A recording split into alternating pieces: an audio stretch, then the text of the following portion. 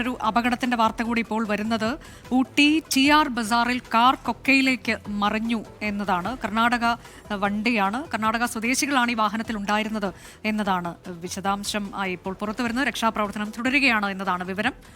ദീപക് ധർമ്മടം വിശദാംശങ്ങളുമായി. ദീപക്, വാൽപ്പാറ അപകടത്തിന്റെ ഞെട്ടൽ നമുക്ക് മാറിയിട്ടില്ല, അതിനു മുൻപാണ് ഇപ്പോൾ അടുത്ത അപകടത്തിന്റെ വാർത്ത. പക്ഷേ ഇത് രണ്ടുപേരെയും രക്ഷപ്പെടുത്താൻ കഴിയുന്നുണ്ട് എന്നാണോ?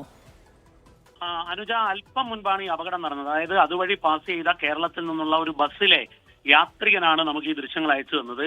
ആ യാത്രക്കാരൻ പറഞ്ഞത് പ്രകാരം ഇപ്പോൾ അല്പം മുൻപ് ഈ കൊക്കയിലേക്ക്, അതായത് കൂടല്ലൂരിലെ TR ബസാറിലെ പിക്നിക്കിലേക്ക് ഇവിടത്തേക്ക് കാർ, ഈ കർണാടക രജിസ്ട്രേഷൻ കാറാണ്, ഈ കാറാണ് താഴോട്ടേക്ക് കൊക്കയിലേക്ക് മറിഞ്ഞത്. അവിടെ നാട്ടുകാർ ചേർന്ന്, പോലീസ് എത്തിയിട്ടില്ല, പോലീസിനെ വിവരം അറിയിച്ചതേ ഉള്ളൂ. നമുക്കിപ്പോൾ ദൃശ്യങ്ങളിൽ തന്നെ കാണാവുന്നതാണ്. കാറ് താഴെ കൊക്കയിലേക്ക് പതിച്ചിരിക്കുന്നു. തലകീഴായാണ് കാർ മറിഞ്ഞിരിക്കുന്നത്. കാറിന്റെ ടയർ ഭാഗമാണ് മുകളിലേക്ക് ഉള്ളത് എന്നുള്ളത് മനസ്സിലാവും. അപ്പോൾ തന്നെ അപകടത്തിന്റെ ആഘാതം മനസ്സിലാക്കാം. പക്ഷെ അതിൽ നിന്നും രണ്ടുപേരെ പുറത്തെടുത്തിരിക്കുന്നു എന്നുള്ളതാണ്. കൂടുതൽ പേരുണ്ടോ ഇല്ലയോ എന്നുള്ളത് വ്യക്തമല്ല. കാരണം ഈ യാത്രക്കാരൻ ബസ് അവിടെ അധിക നേരം നിർത്താൻ പറ്റാത്തത് കൊണ്ട് തന്നെ ആ ബസ് യാത്രയിൽ പുറപ്പെടുകയും ചെയ്തു. പക്ഷെ അതിനിടയിൽ അദ്ദേഹം പകർത്തിയ ദൃശ്യങ്ങളാണിത്.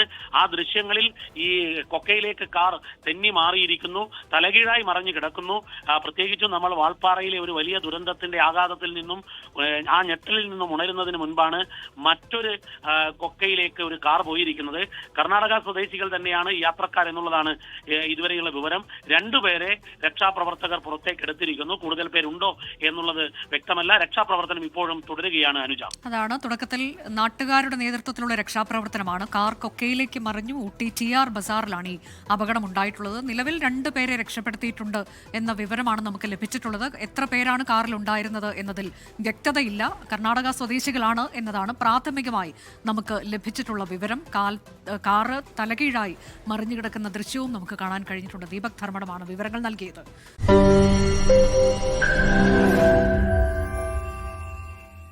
ലോകത്തെവിടെയായാലും ഏത് സമയത്തും 24 വാർത്തകളും ഓഗ്മെന്റഡ് റിയാലിറ്റി പാക്കേജുകളും എക്സ്പ്ലെയിനറുകളും വിശദമായി കാണാൻ ഞങ്ങളുടെ YouTube ചാനൽ നിങ്ങൾക്ക് സബ്സ്ക്രൈബ് ചെയ്യാം.